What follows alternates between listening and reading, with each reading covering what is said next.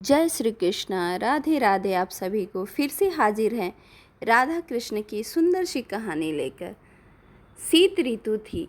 वृंदावन में शीत का प्रकोप शुरू हो गया था। महर्षि शांडिल्य अपनी बात बता रहे थे। संध्या होने वाली थी। मैं संध्या गायत्री मंत्र करने के लिए तैयार था कि सामने से एक नौका आकर खड़ी हुई। व्रज नाम मेरी कुटिया यमुना जी के किनारे पर ही थी। मैंने देखा कि कुछ सखियों सहित एक सखी उतरी। उस नौका से श्री राधा रानी। मैं आनंदित हो उठा था, पर अलादीनी ऐसे कैसे आती? महर्षि में ललिता सखी उन अलादीनी की निज सहचरी ने मुझे प्रणाम किया। ओह आओ, मैं आपको पहचानता हूँ। मैंने और एक आसन देकर उन सखी को प्रणाम किया और आसन दिया।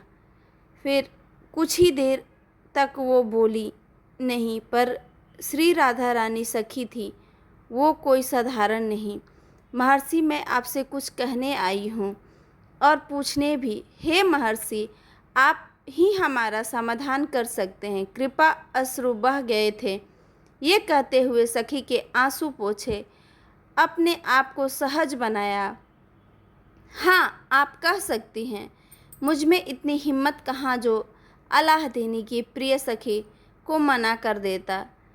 ऐसा महर्षि शांडिल्य ने सोचा। ललिता सखी अब मुझे बताने लगी थी, महर्षि शांडिल्य, हमारी स्वामिनी की दशा ठीक नहीं है। वो अब लोगों को पहचानती भी नहीं है। सुबह उठती हैं श्री राधा तो जिद करने लग जाती हैं। कहती हैं दही बेचने जाऊंगी, माखन बेचने जाऊंगी। नंदगांव हम बहुत समझाते, पर वो मानती नहीं। ललिता सखी को बीच में अपनी बात रोकनी पड़ी, क्योंकि गला रूंध गया था। उनका अश्रु बरस पड़े थे। वे ब्रजनाभ मैंने जल पिलाया ललिता सखी को। फिर कुछ देर बाद उन्होंने बोलना शुरू किया। महर्षि उन्माद बढ़ता ही जा रहा था। श्री राधा रानी कल की बात कहने लगी। महारास है आज वृंदावन में, मैं जाऊंगी। चलो। अरे ललिता, तू इस तरह मुझे क्यों देख रही हो? मुझे सजा दे, मेरा श्रृंगार कर। आज महारास है, मुझे नहलाओ, उपटन लगाओ, मैं सुंदर दिखूं, अपने प्यारे की ऐसी सजाओ मुझे। पर वो तो मथुरा गए। एक सखी ने अपना मुंह खोला। बस इतना ही सुनना था कि वो फिर से मूर्छित हो गई। क्या करूं मैं? कुछ समय नहीं आ रहा महर्षि, आपके पास आई हूँ कि कोई उपाय तो होगा, इसका आप कुछ कहे। ललिता सखी मेरी ओर देखने लगी और आशा की उम्मीद मुझसे रखने लगी। क्या उपाय बताऊं मैं ललिता? कृष्ण अब शायद ही आए इस वृंदावन में। मैंने इतना क्या कहा कि ललिता सखी के देह में कंपन होने लगा। आप ऐसा ना कहें, हमारी स्वामिनी शरीर त्याग देंगी, फिर भी कहाँ बचेंगी? ब्रजभानु, मैं सबका समझ सकता था, पर सखियों को कैसे समझाऊं? ये तो प्यार की मारी हैं, इन्हें विधाता भी नहीं समझा सकते थे। महर्षि बड़ी बुरी स्थिति में फंसे थे। संध्या को मूर्छा टूटी तो चरण दबा रही थी। कीर्ति रानी अपनी लाडली के आंसू गिर रहे थे जिन्हें पोंछ रही थी। अपनी प्यारी पुत्री को देखते हुए वृषभानु जी। ललिता उठी एकाएक। श्री राधा रानी, ओह क्या बताऊं? महर्षि लाडली का क्रंदन अब सुना नहीं जाता। ये कौन? मैया कीर्ति रानी को देखते हुए पूछने लगी कि राधा, श्री राधा, और ये कौन है? वृषभानु बाबा को भी देखकर पूछती हैं, ये कौन है? आपकी माता कीर्ति रानी, मैंने अपने आप को संभालते हुए उत्तर दिया। और ये हैं बरसाने के मुखिया वृषभानु जी और आपके पिताजी। ऐसा बोला। फिर भी मैं कौन हूँ? उफ, क्या बीत रही होगी हम पर ये सब सुनते हुए मैया कीर्ति रानी रोने लगी तो मैंने मना किया, आप मत रोइए, मैं संभल नहीं पाऊंगी। बोलकर मैं कौन हूँ फिर पूछा था मुझसे। आप हैं श्री राधा रानी, मैंने उनको उत्तर दिया। कौन श्री राधा रानी? ओह, ये कैसा प्रश्न था। क्या उत्तर देती मैं राधा रानी जी को। बताओ न राधा, कौन है हम? मैं राधा हूँ तो राधा का परिचय। मैं हिलकियों से रो गई। विधाता, अब लाडली का दुख इससे ज़्यादा देखा नहीं जा रहा था। ऐसा चिंतन करते हुए रो पड़ी। बता न राधा कौन है? श्री राधा ने पूछा था मुझसे। श्याम की राधा, कृष्ण की राधा, कन्हई की राधा, बस इतना सुनना था कि हाँ श्याम, हाँ कृष्ण, हाँ प्राणधन, यही कहते हुए फिर मूर्छित सी हो गई। अब तो महर्षि, ऐसी स्थिति हो गई है कि श्री राधा रानी को कोई कृष्ण नाम भी न सुना दे। हम सब सावधान रहती हैं, क्योंकि मात्र कृष्ण के नाम से ही उन्हें उन्माद चढ़ जाता था। पर अब तक न सुनाए श्याम तमाल हैं वृंदावन में। श्याम तमाल के अनेक सघन कुंज हैं, आकाश में श्याम घन हैं, ऐसा बार बार समझाती। इन सब को देखकर कभी कभी उन्माद, महर्षि 4 दिन पहले की बात है, श्याम तमाल को देखकर मेरे श्याम कहते हुए दौड़ पड़ी थी। मोर को देखते ही उन्हें आलिंगन करने के लिए दौड़ पड़ती हैं। कहती हैं मेरा श्याम है। ये उसी दिन की बात है महर्षि, यमुना में बाढ़ आई हुई थी। उफनती यमुना में हाँ श्याम कहते हुए श्री राधा रानी लाडली कूद पड़ी थी। हमारी लाडली की ऐसी दुर्दशा देखी न जाती। उधर से चंद्रावली सखी आ गई थी।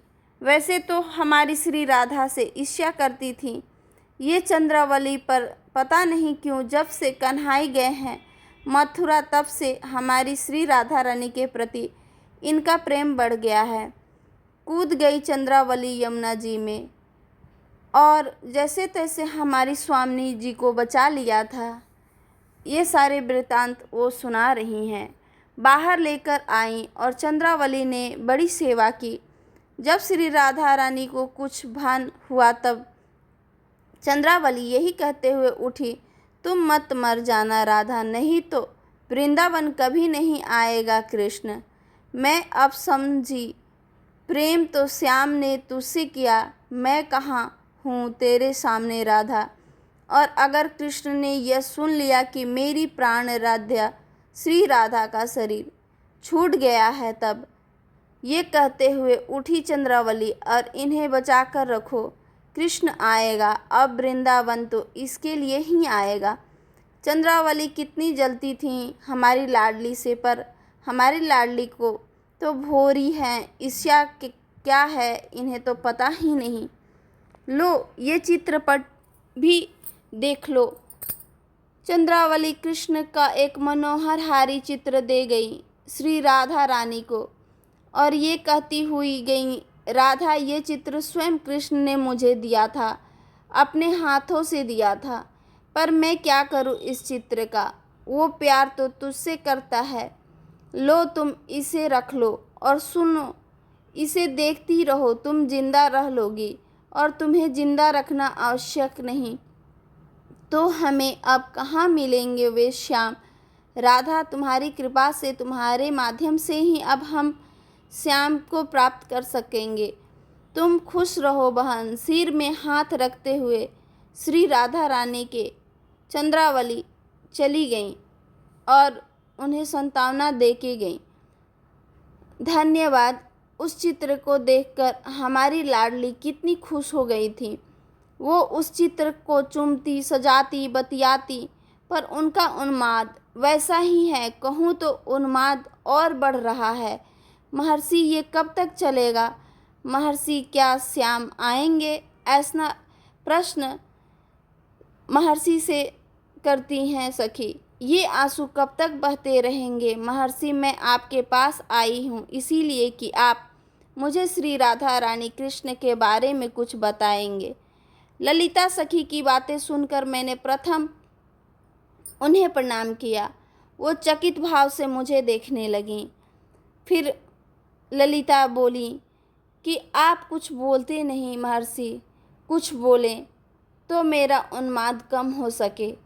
ऐसे में ऋषि उनकी ओर देखते हैं और सोचते हैं कि मैं इनसे क्या कहूँ। तभी वहाँ पे महर्षि के सामने फिर पूछती हैं ललिता जी कि महर्षि मैंने हाथ जोड़ लिए हैं। ललिता, आप ही चित शक्ति का मूल हो, आप ही परा प्रकृति हो, भगवान शिव के हृदय में विराजमान होने वाली वे मूल प्रकृति की स्वामिनी, आपकी जय हो, जय हो। स्तुति करते हुए आनंदित हो रहे हैं महर्षि। तब कहते हैं आप सबकी स्वामिनी हैं और आपकी भी जो स्वामिनी है वो ब्रह्मा की अलाहदीनी शक्ति हैं। फिर उनकी बात कौन कर सकता है? ऐसा ललिता जी को महर्षि समझाते हैं। जिन सर्वेश्वरी श्री राधा रानी के पद नख छटा से उमा रमा सावित्री सब प्रकट होती हैं, जिन श्री राधा की घुंघरू की ध्वनि से ओमकार नाद प्रकट होता है, ऐसी श्री राधा रानी ब्रह्मा की जो सदा विहारनी है, ऐसी श्री राधिका रानी के लिए आप चिंतित हो। ये सब लीला है, ब्रह्म लीला कर रहे हैं। हे ललितांबा, आपको कौन समझा सकता है? प्रेम में संयोग और वियोग दोनों ही होते हैं। संयोग हो और वियोग ना हो तो प्रेम पूर्ण रूप से खिल नहीं पाता और ना उसकी सुगंध फैल पाती है। ऐसा ऋषि ललिता जी को समझाते हुए आकर लेख प्रकट हुए और पृथ्वी पर ब्रह्मा और अलाहदीनी को उस विशुद्ध प्रेम के प्रसार और प्रचार के लिए ही ना, हे ललिता देवी, मिलन हुआ, रास लीला हुई, महारास भी पूर्ण हुआ। अब वियोग का दर्शन कराया जा रहा है, क्योंकि प्रेम की पुष्ट मात्र वियोग से होता है, संयोग से नहीं। ऐसा ऋषि ने ललिता जी को समझाया और 100 वर्ष तक का वियोग, 100 वर्ष तक ऐसे रहना पड़ेगा, महर्षि ने ललिता देवी को बताया। ललिता सखी समझ गई कि ये अवतार काल की लीला है और ये लीला अभी 100 वर्ष तक ऐसे ही चलने वाली है। ललिता सखी ने प्रणाम किया महर्षि को और वहाँ से चल दी। उसके बाद ललिता सखी श्री राधा रानी के पास जाती हैं, क्योंकि लीला है। नौका चलाते हुए रात में बरसाने पहुंची और ललिता सखी वहां राधा रानी के पास सेवा में सेवारत हुई।